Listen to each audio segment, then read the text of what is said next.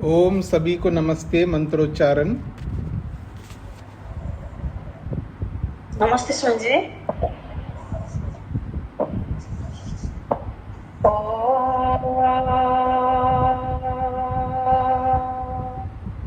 सहनां भवतु सहनौ भुनक्तु सह वीर्यं करवावहै तेजस्विनावधीतमस्तु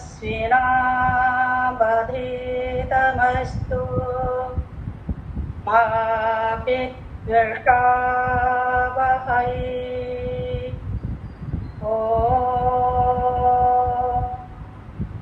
शान्तिः शान्तिः शान्तिः।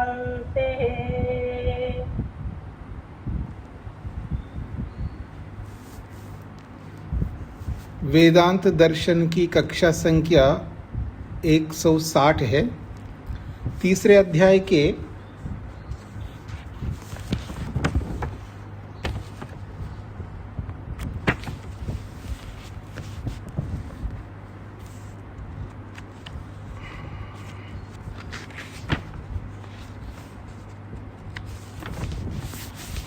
तीसरे अध्याय के 65वें और 66वें सूत्र को लेकर के हमें विचार करना है। तो नवा तत्सह भाव अश्रुते है दर्शनाचा, इन दो सूत्रों को लेकर के हमें विचार करना है। हाँ जी, योगेश जी को क्या कहना है? स्वामी जी, सूत्र पूछना है 62, 63 और 64। नहीं पूछना है ना, पहले इनको समझना है। ये समझ में आएंगे तो वो भी समझ में आ जाएगा जी। तो मैंने आपको कहा था आचार्य उदयवीर शास्त्री जी के व्याख्या को आप देख करके आए, तो देखा होगा आप लोगों ने, कुछ समझ में आया तो मैं आपके सामने रखता हूँ। वो क्या कहते हैं? सूत्र संख्या है 65वां। नवा तत्सहभाव अश्रुते। वो ये कहना चाह रहे हैं जैसे कर्म के साथ, अबे आपको केवल सुनना है, आपने तो पढ़ लिया है ना, अब आपको केवल सुनना है। पढ़ने में मतलब नीचे पुस्तक में देखेंगे तो आप मेरे को सुनेंगे नहीं, तो केवल आपको केवल सुनना है। जब कोई नई बात होती है ना, उसमें करना क्या होता है वो पीछे अभी बताया था ना, जैसे मैंने आपको सहना ववतु मंत्र भेजा है, तो जब आप उसको सुनेंगे, सुनते समय बोलना नहीं, गुनगुनाना नहीं, क्योंकि गुनगुनाने में बोलने में आपका मन लगेगा, सुनने में नहीं लगेगा। इसलिए वो अक्षर कैसे डिलीवर हो रहे हैं, कैसे प्रकट हो रहे हैं, अरस्व है, दीर्घ है, तो उसको आपको केवल सुनना है। मंत्र को 1 बार, 2 बार, 10 बार, 20 बार, जितना अधिक आप सुन सकते, केवल सुनो, बोलना नहीं। तो अनेक बार सुन सुन करके सुनने का वो आपके अंदर रजिस्टर हो जाएगा। उसको रजिस्टर करना है पहले। अब ध्यान से समझने का प्रयत्न करिएगा। उसको आपको रजिस्टर करना है, उसको अंकित करना है आपको। तो फिर उसके बाद आपको वो जो आपने रजिस्टर किया है उसको बनाए रखना है। कब तक उसको बनाए रखेंगे उस पर निर्भर करेगा आपका। फिर उसके बाद आपको जब सुनते समय साथ साथ बोलना है, वैसा ही बोलना है, क्योंकि आपके अंदर रजिस्टर हुआ है कैसा सुना है आपने, और उस सुने हुए के अनुसार, अब बोले हुए के अनुसार, दोनों को मिला करके जब आप बोलोगे तो आप गलती नहीं करेंगे। और ऐसा सुनते हुए बोलते जाना, कितने ही बार बोलो। फिर उसके बाद फिर आप सुनना बंद करके फिर खुद अकेले बोलो। जब अकेले बोलोगे तो उसको आप रिकॉर्ड कर लो, रिकॉर्ड करके फिर सुनो उसको कि मैंने बोला कैसे। फिर उसको सुनो, फिर जो मैंने जो बोला है उसको सुनो, फिर दोनों का कंपैरिजन करो। अगर आपके अंदर इतना धैर्य है, अगर आप ऐसा करेंगे तो देखना प्रगति कितनी शीघ्र होगी। अभी आप में से बहुत कम लोग जानते हैं वेद प्रिया जी शतपथ ब्राह्मण में पढ़ रही है। वो ऐसे पढ़ती जा रही है, झटाझट जटाजट जटाजट जटाजट संस्कृत पढ़ती जा रही है।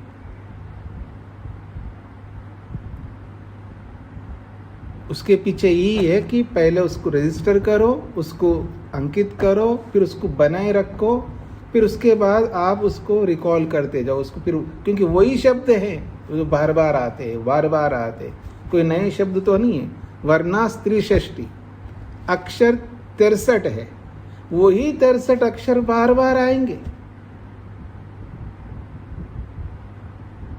वही अक्षर बार बार आएंगे, कोई नया अक्षर नहीं है, अक्षर वही है।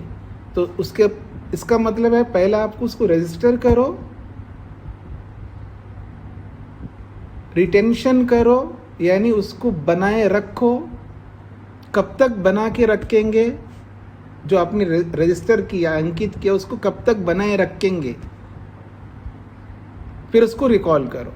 तो ऐसे करते जाओ करते जाओ करते जाओ, तो देखना आप एक मंत्र क्या, आप हर मंत्र को वैसे बोलेंगे।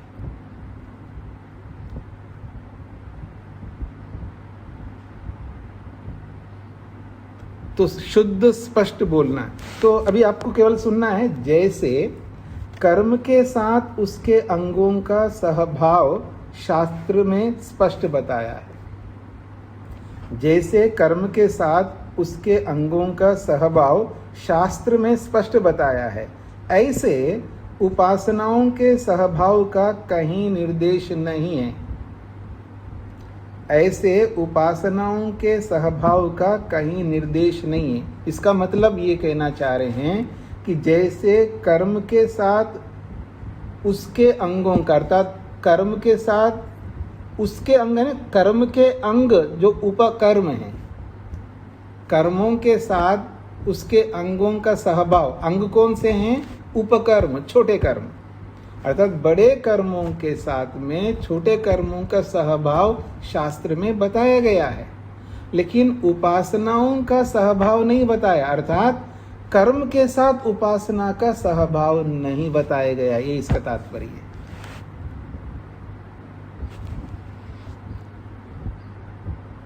जैसे, फिर सुनिए, जैसे कर्म के साथ उसके अंगों का सहभाव शास्त्र में स्पष्ट बताया है, ऐसे उपासनाओं के सहभाव का कहीं निर्देश नहीं है। इसी पाद के पिछले एक सूत्र 3.3.42 में निर्णय किया है कि कर्म का फल अलग है और उपासना का अलग। इस प्रकार कर्म जनित फल की प्राप्ति के लिए उपासना के बिना केवल कर्म का अनुष्ठान किया जाता है। सुनिए, इस प्रकार कर्म जनित फल की प्राप्ति के लिए, कर्म जनित फल की प्राप्ति मतलब कर्म से उत्पन्न होने वाला जो फल है, उस फल की प्राप्ति के लिए, यानी कर्म का फल प्राप्त करना चाहते हैं ना, तो उस कर्म जनित, कर्म से उत्पन्न फल की प्राप्ति के लिए उपासना के बिना केवल कर्म का अनुष्ठान किया जा सकता है। कर्म से उत्पन्न फल को पाने के लिए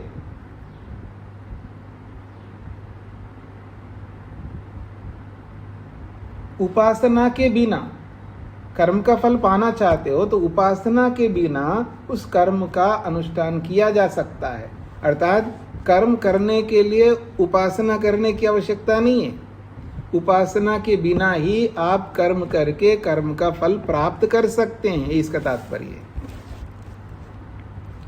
इसलिए यह आवश्यक नहीं है कि कर्म के साथ उपासना का नियत सहभाव हो। इसलिए यह आवश्यक नहीं है कि कर्म के साथ उपासना का निश्चित सहभाव हो। छांदोग्य में कर्म और उपासना को एक दूसरे से भिन्न बताया है और उपासना के बिना कर्मानुष्ठान का निर्देश किया है। यह अलग बात है कि साथ में उपासना के अनुष्ठान से शीघ्र व अधिक फल प्राप्त होता है। क्या कहना चाह रहे हैं कि छांदोग्यकार कह रहे हैं उपासना के बिना कर्म का अनुष्ठान किया जा सकता है, बिना उपासना के कर्म किया जा सकता है।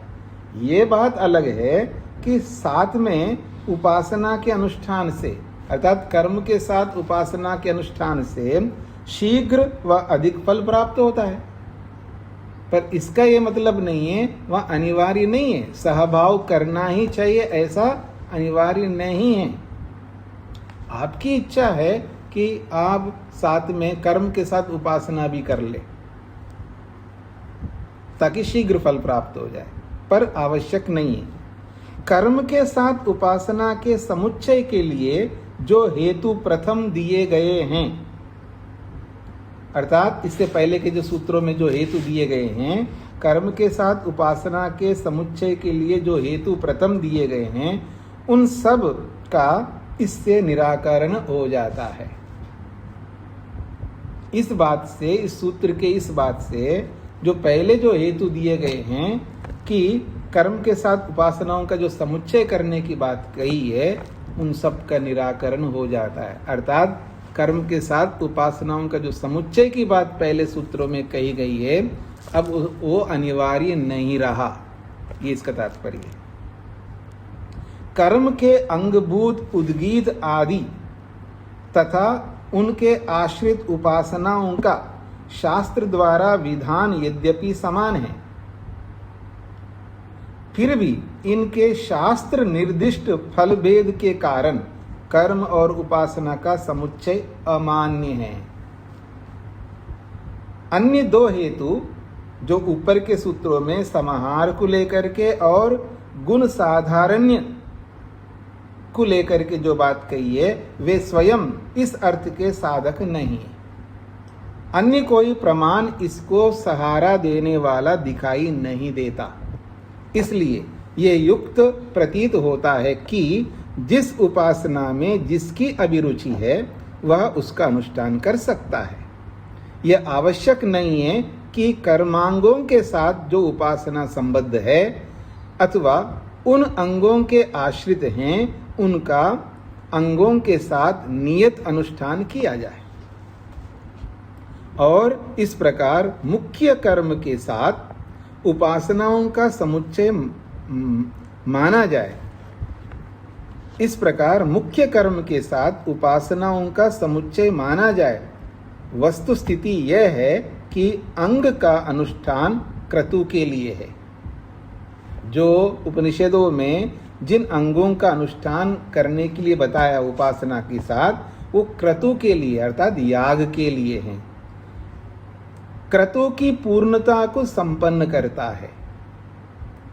जो याग के लिए हैं, क्या है याग के लिए कि मुख्य कर्म के साथ उपासनाओं का जो समुच्चय वहां माना गया है वो क्रतु के लिए है, ताकि क्रतु की पूर्णता को संपन्न कर सके। पर उपासना का अनुष्ठान क्रतु के लिए नहीं है। उपासना का अनुष्ठान पुरुष के लिए है। वह पुरुषार्थ को सिद्ध करता है। भिन्न प्रयोजन होने से इनका समुच्चय सर्वथा अनपेक्षित है, अनिवार्य नहीं है। कोई जोड़ना चाहे जोड़ सकते हैं। ये बात कही। ये सूत्र समझ में आ गए ना आपको? अभी हम वहां पर पढ़ेंगे। अब दर्शनाच्छ को समझने का प्रयत्न करते हैं। उक्त विषय में आचार्य सूत्रकार ने अन्य उपोद्धलक प्रस्तुत किया, एक और उदाहरण दिया है। इसी 65वें सूत्र को समझाने के लिए सूत्रकार ने 66वां सूत्र को प्रस्तुत किया है। दर्शनाच्छ छांदोग्य उपनिषद में कहा है क्या? एवं विद। अब फिर नीचे देख रहे हैं आप लोग, मेरे को नहीं सुन रहे। यही तो समस्या है आपकी। अब पुस्तक मत देखना, पुस्तक तो बंद करके रखना है आपको। दर्शनाच्छ का क्या अर्थ करते हैं? छांदोग्य उपनिषद में कहा है, वो एक वचन वहां पर आया है क्या? एवं विद ह वै ब्रह्मा यज्ञम यजमानम सर्वांश्च ऋत्विजो अभिरक्षति। एवं विद, ऐसा जानने वाला। ये जो प्रसंग है, उस प्रसंग में जिस उपासना, जिस क्रतु के याग के अंग और उसके उपासनाओं को जो जानने वाला है। एवं विद ह वै ब्रह्मा, ऐसा जानने वाला जो ब्रह्मा है, क्योंकि ब्रह्मा सबको जानने वाला होता है, इसलिए वो ब्रह्मा बनता है। वो चतुर्वेद विद होता है, हर कोई ब्रह्मा नहीं बन सकता। तो एवं विद वै ब्रह्मा, ये जो ब्रह्मा बनता है याग में, वो ब्रह्मा क्या करता है, उसका क्या कर्तव्य है? यज्ञम यजमानम सर्वांच ऋत्विजा अभिरक्षति। वो ब्रह्मा यज्ञ की रक्षा करता है, यजमान की रक्षा करता है और सभी ऋत्विकों की रक्षा करता है। ऐसा जानने वाला ब्रह्मा यज्ञ, यजमान और सब ऋत्विजों की रक्षा करता है। यहाँ एक ब्रह्मा के ज्ञान से अन्य सब ऋत्विजों की रक्षा का निर्देश है। यहाँ एक ब्रह्मा के ज्ञान से अन्य सब ऋत्विजों की रक्षा का निर्देश है। यदि अंग आश्रित उपासनाओं में सर्वत्र अंगों के समान आवश्यक रूप से अनुष्ठित की जाती होती, यदि अंग आश्रित उपासना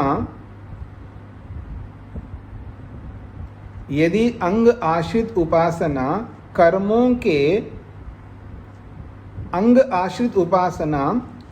में सर्वत्र अंगों के समान आवश्यक रूप से अनुष्ठित की जाती होती।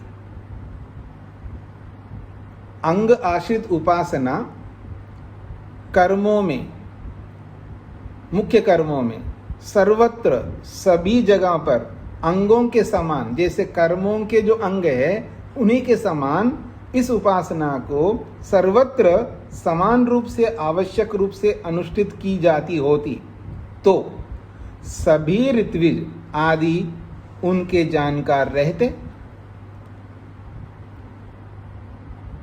यदि सर्वत्र अनुष्ठित की जाती होती तो जैसे ब्रह्मा जानकार है वैसे सारे ऋत्विज भी जानकार होते। एक ब्रह्म द्वारा उन सबकी रक्षा का प्रतिपादन न होता, क्योंकि सभी अपनी अपनी रक्षा करते। कर्मों के अनुष्ठान में जैसे सब ऋत्विज उन कर्मों और उनके अंगों के विषय में पूर्ण ज्ञाता होते हैं, कर्मों के अनुष्ठान में जैसे सब ऋत्विज उन कर्मों और उनके अंगों के विषय में पूर्ण ज्ञाता होते हैं, यदि उपासनाओं का भी कर्म के साथ अंगों के समान नियत समुच्चय होता तो प्रत्येक ऋत्विज को उसका जानकार होना आवश्यक होता।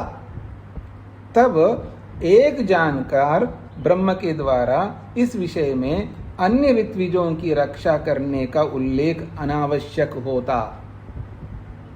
कुछ समझ में आए जी आप सबको? इससे स्पष्ट होता है कि कर्म के साथ उपासनाओं का नियत समुच्चय नहीं है, इसलिए यथा काम जैसा जहां अभिलषित हो, समुच्चय अथवा विकल्प उसके अनुसार अनुष्ठान कर लेना चाहिए। यही सूत्रकार का तात्पर्य है। अर्थात वो सर्वथा निषेध भी नहीं कर रहे हैं, कोई करना चाहे तो करें, लेकिन आप मुझ पर अनिवार्य नहीं कर सकते। आपको ऐसा ही करना चाहिए, आप ऐसा करो। तो इनका तात्पर्य आपके सामने आ गया। अब समझ में आ रहा है जी सबको? हिंदी में तो समझ में आ गए ना? बस यही का यही वहां आपको लागू करना है और कुछ नहीं है यहाँ पर।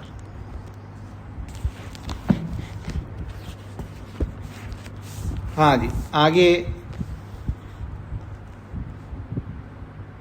नव तत्सहभाव अश्रुते। न वा तत्सहभाव अश्रुते का मतलब है तत्सहभाव, उसका सहभाव, उस उपासना का कर्म के साथ सहभाव।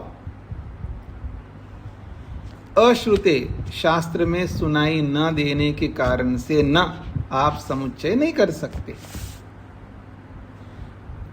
च अर्थे वाकारः, जो सूत्र में वा का जो अर्थ आया है वो चकार के अर्थ में और ऐसा बताने के लिए आया है। न च आश्रितानां प्रत्ययानां आश्रयांगवत् समुच्चय, आश्रितानां प्रत्ययानां, आश्रित प्रत्ययों का अर्थात आश्रित उपासनाओं का, कर्म के आश्रित उपासनाओं का आश्रयांगवत, आश्रयांगवत का मतलब है जैसे कर्मों के आश्रित जो अंग है उनके समान। समुच्चय न, समुच्चय करने की आवश्यकता नहीं है। हाँ जी, पंक्ति समझ रहे हैं जी आप लोग? ये थोड़ा सा अध्ययन आपको करना है। न ना को बाद में लगा देना। आश्रितानाम प्रत्ययानाम, प्रत्यय का अर्थ यहाँ उपासना ले रहे हैं, आश्रित उपासनाओं का। अब ये आश्रित उपासना किसके जी? कर्म के आश्रित उपासनाओं का।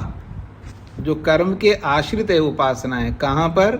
जैसे उद्गीत आदि उपासना जहाँ बताई गया है वो किसी न किसी कर्म के आश्रित है वहाँ पर, क्योंकि याग में कर्म ही तो होते हैं, और उद्गीत आदि उपासना जो है उन कर्मों के आश्रित है वहाँ पर। क्योंकि उद्गीत उपासना करना वहाँ किसके आश्रित है? कर्म के आश्रित है वहाँ पर, क्योंकि यागों में कर्म किए जाते हैं तो वहाँ मुख्य कर्मों के आश्रित उद्गीत उपासना है। उपासना स्वतंत्र रूप से वहाँ नहीं किया जा रहा है, वो उपासना उस याग के आश्रित है, उस याग में होने वाले कर्म के आश्रित है। स्पष्ट हो गया जी? अब कहते हैं आश्रयवत, आश्रय अंगवत।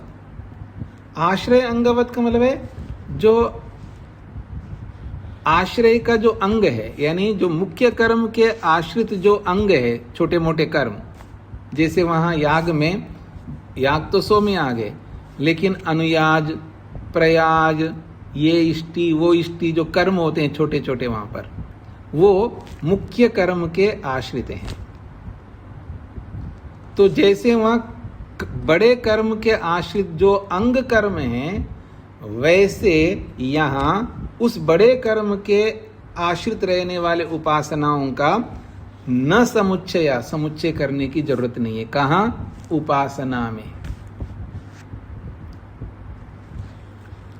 कर्म भी तत्सहभावस्य श्रवण अभावात्। क्यों ऐसा है? क्यों समुच्चय नहीं करना है? तो कह रहे हैं कर्म भी तत्सहभावस्य श्रवण अभावात्, कर्म भी, कर्मों के साथ, तत्सहभावस्य, उस उपासना के साथ जोड़ने का, शास्त्र में श्रवण ना होने से, कर्मों के साथ उस उपासना का सहभाव शास्त्र में श्रवण ना होने से। पंक्ति पकड़ में आ गई जी? अब श्रुति क्या कह रहे जी? क्रतु अर्थानाम अंगभूतानाम उद्गीतादीनाम कर्म भी प्रयोगम सहभावम दर्शयति। श्रुति, ये जो श्रुति है, कौन सी श्रुति? उपनिषद की जो श्रुति है वो क्रत्वर्थानाम अंगभूतानाम उद्गीतादीनाम, उद्गीतादीनाम, जो उद्गीत आदि उपासनाएं हैं ये अंगभूतानाम। कैसे हैं ये उद्गीत आदि उपासनाएं? अंगभूत है, ये अंग बने हुए हैं। किसके? क्रत्वर्थानाम, याग में प्रयोग होने वाले, याग में प्रयोग होने वाले कर्मों के साथ अंग रूप बने हुए ये जो उद्गीत आदि उपासनाएं हैं। कर्म भी उन मुख्य कर्मों के साथ प्रयोगम सहभावम दर्शयति, उनके साथ प्रयोग करना, उनके साथ जुड़ा रहना श्रुति तो दिखाती है। नहीं तद आश्रितानाम उपासना विधि नाम, उन कर्मों के आश्रित उपासना की जो विधियां हैं, वो विधियां उस कर्म के साथ सहभाव नहीं कर सकता। यानी कृतवर्तनम, जहां याग के लिए जो कर्म किए जाते हैं, वहां उसके अंगभूत जो उपासनाएं हैं, वहां पर उनका सहभाव तो है, लेकिन जब आप बिना याग के बैठ के जब ध्यान कर रहे हैं, वहां किसी कर्म के साथ उपासना का सहभाव नहीं कर सकते, क्योंकि ये उपासना के साथ किसी कर्म का सहभाव नहीं कर सकते। ये इसका तात्पर्य है।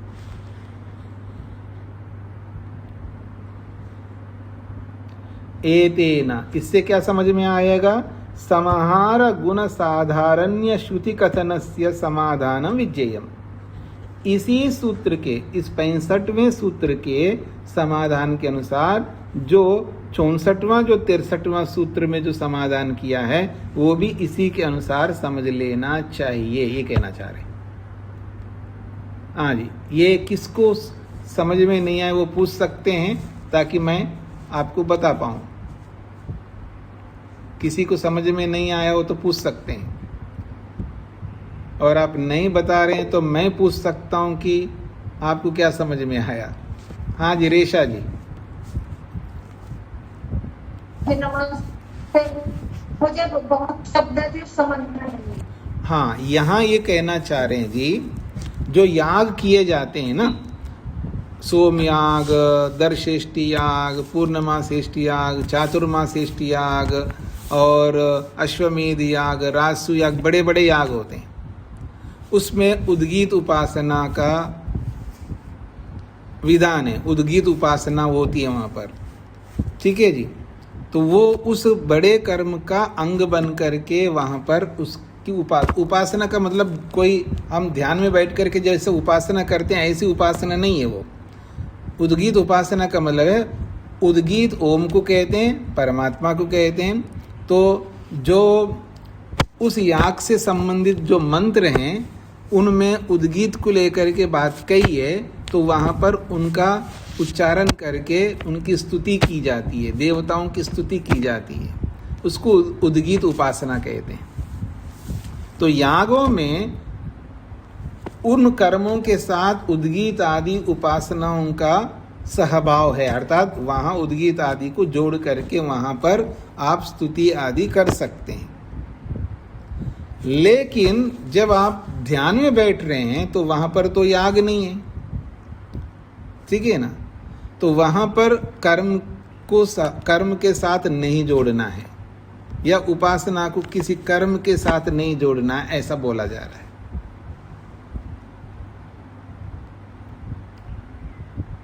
जैसे मैं उदाहरण देता हूँ आपको, आप अन्यथा नहीं समझना है इसको। आप बैठ करके ध्यान करना है आपको, और ओम शन्नो देवी रविष्टया, आप मन एकाग्र करके मंत्र बोलो, फिर आंख खोल करके ओम वाक वाक, ऐसा नहीं कर सकते हैं। समझ रहे हैं आप लोग? और फिर दोबारा शन्नो देवी रविष्टया आता है ना, आगे जा करके, फिर वहाँ पर आँख खोल करके फिर ओम, ऐसा नहीं कर सकते। अथवा वहाँ आँखें खोल करके 3 बार आचमन, फिर वहाँ नहीं कर सकते। उसके किए बिना काम चल सकता है।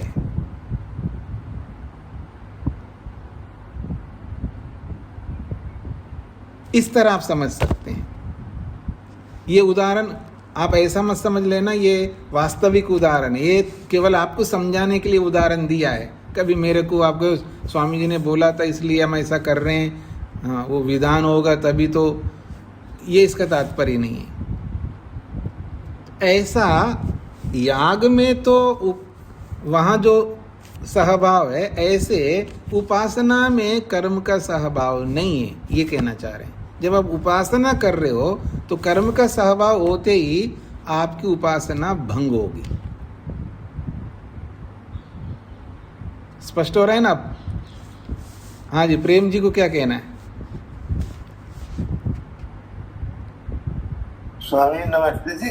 जी हम दैनिक यज्ञ करते हैं या मंदिर में यज्ञ करते हैं, तो ये अर्थ शांति परिक्रम और स्वस्ति वाचन में उनसे पहले ओम नहीं लगा हुआ। अगर हम बार बार ओम लगाते हैं लोग नहीं, ये विषय से बाहर की बात कर रहे हैं आप। ये यहाँ कोई विषय ऐसा चल नहीं रहा है। आप याग का विषय से अट करके बात कर रहे हो ना, वो प्रश्न अभी मत करिएगा। जब मेरा दिमाग उधर चला गया वहां पर ओम लगा, हाँ, तो वहाँ इसलिए चलेगा ना, जो बताया जा रहा है वो सुन नहीं रहे हैं, तो आप दिमाग उधर ही चले जाएगा आपका। ये विषय से बाहर का प्रश्न मत करिएगा। हाँ अनिल जी। सॉरी, जैसा आपने बताया इस हिसाब से हमें प्राणायाम मंत्र के साथ प्राणायाम भी नहीं करना चाहिए बीच में।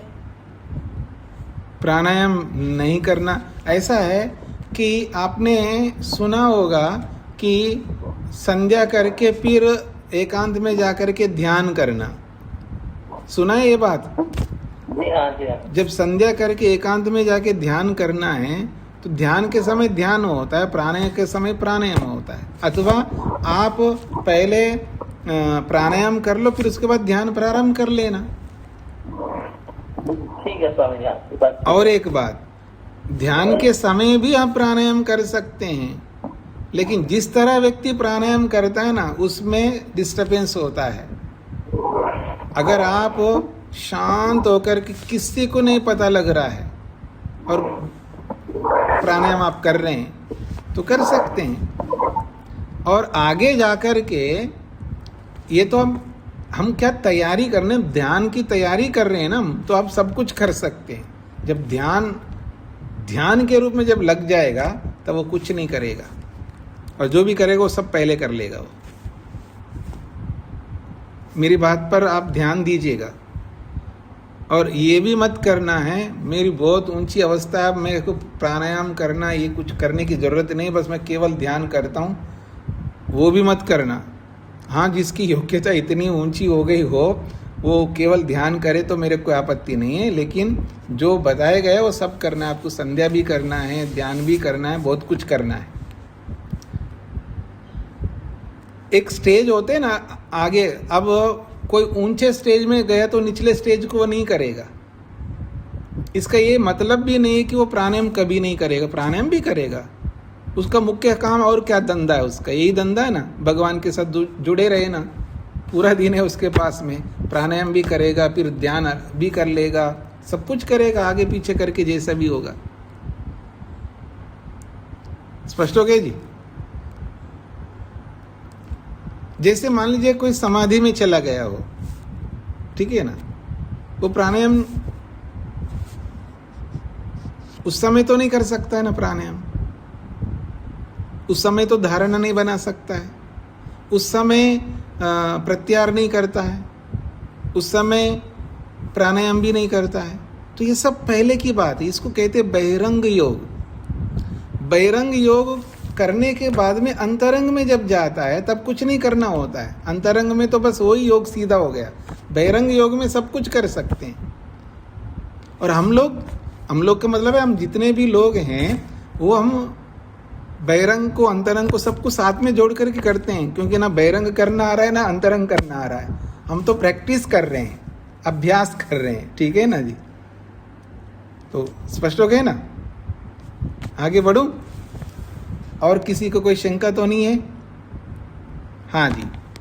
तो अब सूत्र का अर्थ आपने लिखा है क्या? नहीं लिखा है तो लिख लीजिएगा। कर्म और उपासना के सहभाव को, 65वें सूत्र का सूत्रार्थ, कर्म और उपासना के सहभाव को नक्की लिख दीजिए, को की जगह, कर्म और उपासना के सहभाव की श्रुति न होने से, कर्म और उपासना के सहभाव की श्रुति न होने से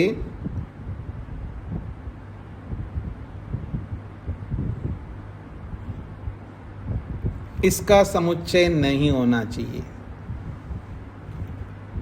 इसका समुच्चय नहीं होना चाहिए।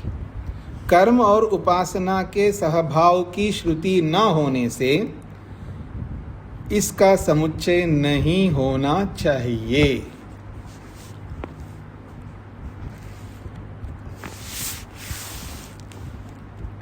आगे बढ़ता हूं जी। दर्शनात् च इत्थम असहभाव। इत्थम इस प्रकार से, असहभाव कर्म और उपासना का सहभाव नहीं होता है, ये निर्णय दे रहे हैं। आश्रितानाम आश्रयवत् दृश्यते च श्रुतौ। श्रुतौ श्रुति में आश्रितानाम आश्रयवत्, आश्रितों का आश्रयवत् आश्रय के समान दृश्यते देखा जाता है। आश्रितानाम आश्रितों का आश्रयवत् दृश्यते, आश्रितों का आश्रय के समान देखा जाता है। उदाहरण दे रहे हैं उसका। एवं विद्ध वै ब्रह्मा यज्ञं यजमानं सर्वांश्च ऋत्विजो अभिरक्षति। एवं वित् और हा अलग करेंगे तो हा। एवं वित् हा वै ब्रह्मा यज्ञं यजमानं सर्वान् च ऋत्विजः अभिरक्षति। एवं वित् ऐसा जानने वाला। ये ऐसा क्या जानने वाला? वो प्रसंग में जो पीछे पहले जो प्रसंग में कहा गया है, उस प्रसंग में जो बात कही है उसको ऐसा जानने वाला। वही निश्चित रूप से ब्रह्मा, ये जो ब्रह्मा नामक ऋत्विक है वह यज्ञम यज्ञ को या यज्ञ की, यजमानम यजमान की, सर्वांच ऋत्विजः सभी ऋत्विकों की अभिरक्षति रक्षा करता है।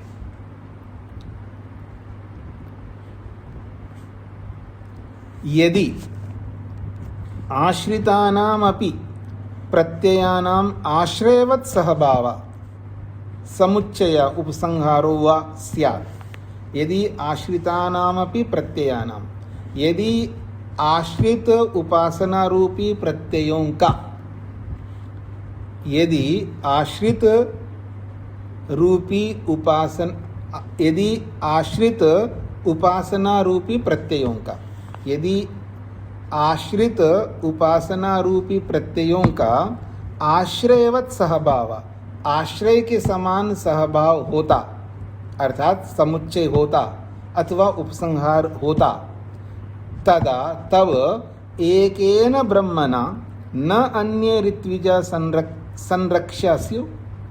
ऐसी स्थिति में एकेन ब्रह्मणा, तदा तब एकेन ब्रह्मणा, एक ही ब्रह्मा नामक ऋत्विक के द्वारा अन्य ऋत्विजा संरक्षा न स्यु, बाकी ऋत्विजों की संरक्षण सुरक्षा नहीं होनी चाहिए।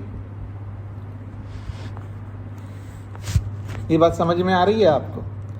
यदि आश्रितानामपि प्रत्ययानाम, जो उपासना रूपी प्रत्यय है वो आश्रित है किनके साथ? मुख्य कर्मों के साथ। याग में, याग में जो मुख्य कर्म हैं, मुख्य कर्म जैसे सोम याग है, सोम याग है तो सोम करने का जो सोम याग करने का जो मुख्य कर्म है उसके साथ जो आश्रित है उद्गीत उपासना, वो आश्रयवत् सहभाव, जैसे आश्रय देने वाला मुख्य कर्म बाकी अंगों को आश्रय दे रहा है, बाकी जो छोटे छोटे अंग रूपी कर्मों को आश्रय दे रहा है मुख्य कर्म, तो जैसे आश्रय देने वाले अंगों का आश्रय देने वाले मुख्य कर्म के साथ उनका सहभाव होता है, ऐसे ही इन उद्गीत आदि उपासनाओं का मुख्य कर्म के साथ समुच्चय करना होता, उपसंहार करना होता, तो फिर एक ही ब्रह्मा के द्वारा बाकी ऋत्विकों की रक्षा करने की आवश्यकता नहीं पड़ती। क्यों नहीं पड़ती जी? अगर आपसे पूछे, क्योंकि सभी कर्मों के साथ उपासनाओं का अगर समुच्चय होता तो हर बार कर्म करने वाले ऋत्विक को हर बार उपासना करना होता, तो उसको उपासना के बारे में भी पता है और कर्म के भी बारे में पता है, तो खुद ही अपने आप की रक्षा कर लेता है ना। क्योंकि वो हर कर्म को जानता है, वो क्योंकि वो हर कर्म को करता है, लेकिन हर उद्गीत आदि उपासना का वहाँ समुच्चय नहीं, इसलिए उन उपासनाओं को वहाँ नहीं जानता, इसलिए वो अपनी रक्षा करना नहीं जानता, इसलिए तो त्रुटि करता है। ये तो पीछे ऊपर बताया था ना, जो कमी के कारण से वहाँ से ला करके जोड़ लेना चाहिए, ये कमी क्यों आ रही है, त्रुटि क्यों आ रही है, क्योंकि वो नहीं जानता है, क्योंकि उस उपासना का हर कर्म के साथ समुच्चय नहीं किया गया है। समझ में आ रहा है आप सबको? यही बात कही गई है। इसलिए समुच्चये सहभावे उपसंगारे वा सर्वे ही समाना संपद्येरन। इसलिए जब समुच्चय ही करना है या सहभाव ही करना है, समुच्चय और सहभाव एक ही बात है, समुच्चये सहभावे अथवा उपसंगारे, ये सबके सब सर्वे ही समान संपद्येरन, फिर तो सभी समान हो जाएंगे ना, कर्म भी और उपासना भी समान हो जाएंगे। सभी ऋत्विकों के लिए कर्म भी और उपासनाएं दोनों समान हो जाएंगे। तो हर कोई ऋत्विक दोनों को समान रूप से जानने वाला होगा। जब दोनों को समान रूप से जानने वाला होगा तो फिर वो त्रुटि नहीं करेगा।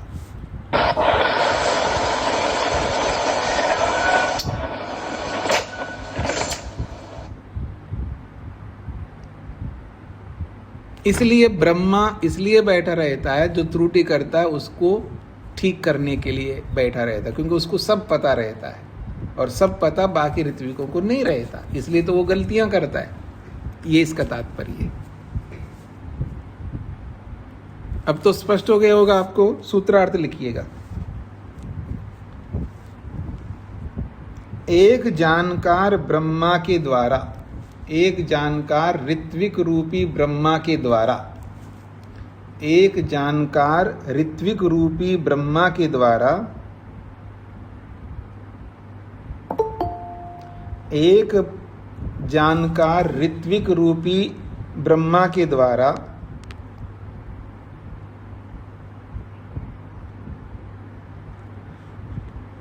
एक जानकार ऋत्विक रूपी ब्रह्मा के द्वारा सब ऋत्विकों की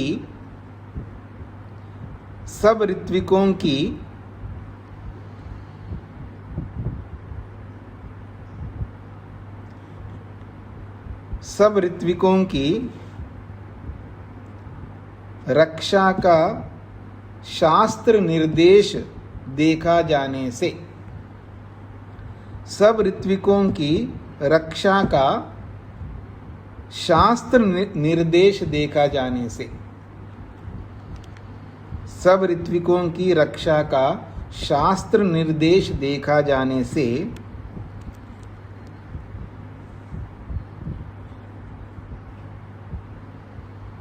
समुच्चय को या समुच्चय के अनियम का पता लगता है। समुच्चय के विषय में अनियम का पता लगता है। समुच्चय के अनियम का पता लगता है।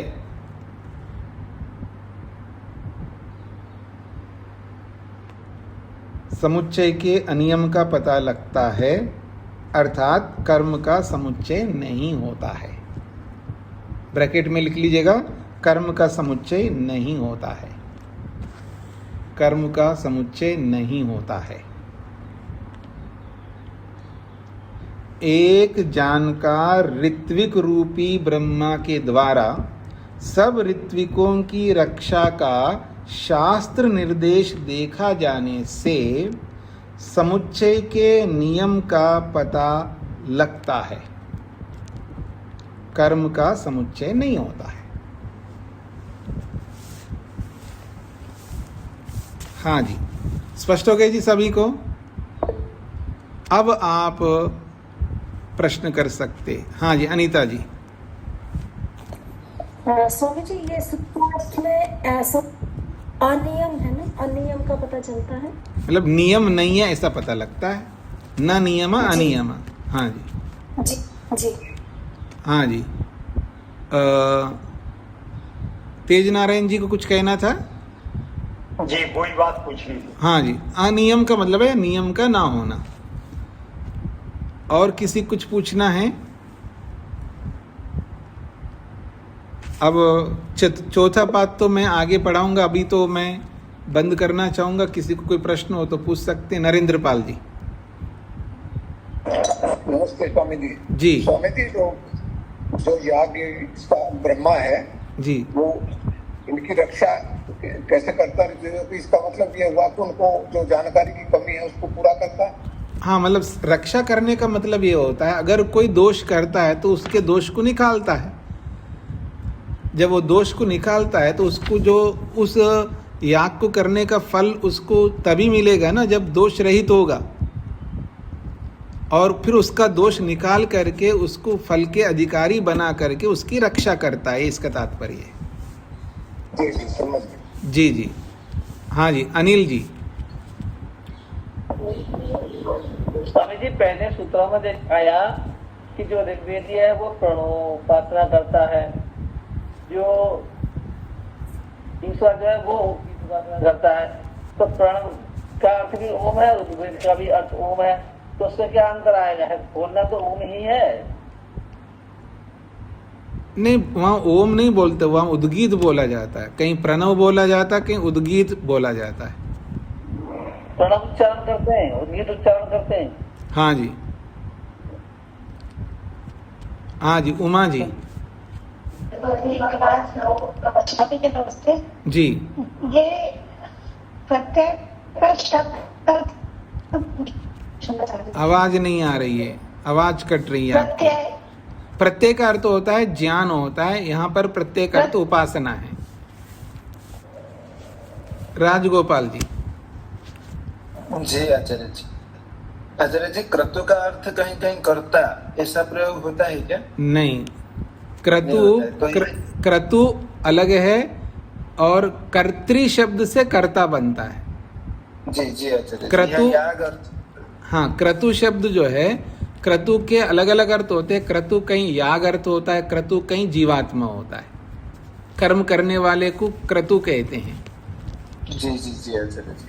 तो यहाँ आचार्य जो उपासना के बारे में बताया गया है, तो उद्गीत उपासना और प्रणव उपासना, ये तो संगत ही हो गया। ठीक है आचार्य जी। जी, हाँ जी, प्रेम जी। स्वामी जी, हमने शब्द लिखवाया है ना, शास्त्र निर्देश देखा जाने से, यहाँ शास्त्रीय कर सकते हैं, शास्त्रीय निर्देश देखो। शास्त्रीय का मतलब क्या होता है? नहीं, शास्त्र का निर्देश देखा जाए, नहीं। या कहाँ लगा दे बीच? आप कुछ भी लगा लीजिएगा, नहीं, जो उचित है स्वामी जी की पूछ। जो उचित है वो तो मैंने लिखवा दिया है। अब आप उससे आगे और उचित जोड़ना चाहते हो और आपकी मर्जी है जी। जी, हाँ जी, और किसी को कुछ कहना है तो मैं फिर पूछूंगा। आप मंत्र का अभ्यास कर रहे हैं, सभी लोग सुन रहे हैं उनको। अच्छा, कौन कौन मंत्र को बार बार सुन रहे हैं वो हाथ खड़ा करिएगा।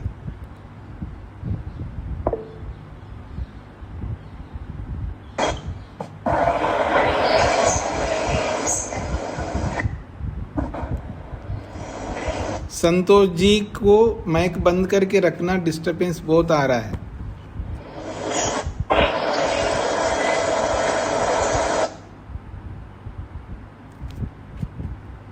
हाँ जी, अच्छी बात है।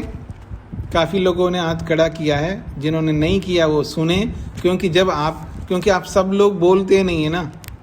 सब लोग न बोलने के पीछे ये भी एक कारण है, किसको पता नहीं, मैं बोलूँगा या बोलूँगी तो पता नहीं किसको क्या लगेगा। कोई सोचेगा देखो इनको बोलना नहीं आ रहा है। ये जो आशंका है, कुशंका है, जो ये जो एजिटेशन है व्यक्ति को, जो शर्म है, जो लज्जा है, अच्छे काम करने से बचना है। बाकी दूसरी चीज़ें हैं उनको हम बहुत बोलते हैं, जिनकी बोलने की आवश्यकता नहीं है। आप सबको ये पता होना चाहिए कि जो वेद मंत्रों को जानता तक नहीं है, वेद मंत्र भी कोई होता है, मंत्र भी कुछ होते हैं, कुछ नहीं जानता, उनकी अपेक्षा से जो मंत्रों को जानता है और बोलता है, मात्र बोलता है, वो श्रेष्ठ कर्म करता है, ऐसा स्वामी दयानंद लिखते हैं। तो आप श्रेष्ठ कर्म करने से वंचित ना हुइए। आप भले श्रेष्ठतम ना बने, भले आप श्रेष्ठतर ना बने, कम से कम श्रेष्ठ बन कर के जीना प्रत्येक मनुष्य के लिए अनिवार्य है। तो बोले, मंत्र को जितना बोलोगे उतना पुण्य कर्म बनेगा।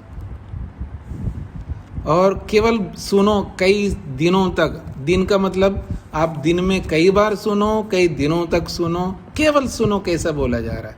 एक मंत्र अगर आपको बोलना आ गया, ध्यान दीजिए मेरी बात, क्योंकि आदमी धैर्य छोड़ देता है।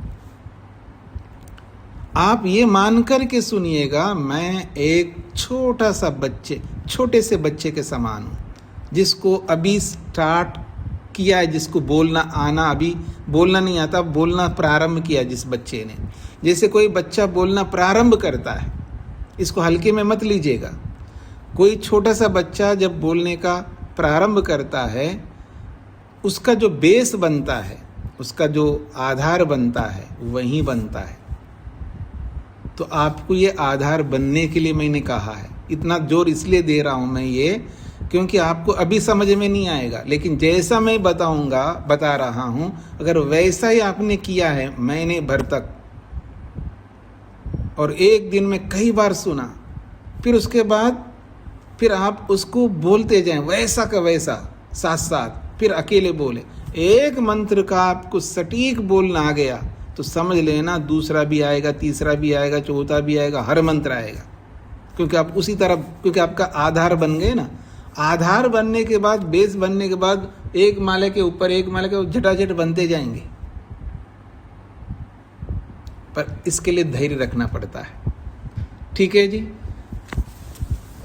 तो और किसी कुछ कहना है मंत्र को लेकर के, मंत्र के बारे में?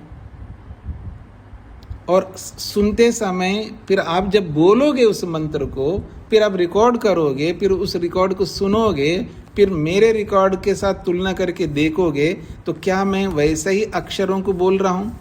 मतलब सकार के स्थान में शकार तो नहीं बोल रहा हूँ, शकार के स्थान में सकार तो नहीं बोल रहा हूँ, और मूर्धन्य शकार है ना, श, ऋषि,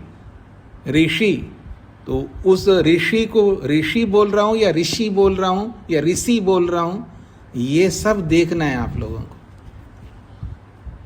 फिर धीरे धीरे अभ्यास जब एक मंत्र का हो गया ना, तो समझ लेना आप आगे ऐसे ही बढ़ोगे। हाँ जी, नरेंद्र पाल जी। स्वामी, इस मंत्र में ओम सहनावतु, और दूसरी जगह में शुरू से पढ़ रहा था सहनऊ, तो कौन सा सही है? नहीं, सहनावतु में संधि हो रहा है, सहनो भुनक्तु में नहीं हो रहा है, दोनों सही है। जहाँ संधि, जहाँ जुड़ने का स्वभाव, जहाँ जुड़ सकते हैं वहाँ जुड़ गया, जहाँ नहीं जुड़ सकता हूँ अलग रहेगा, ऐसा है।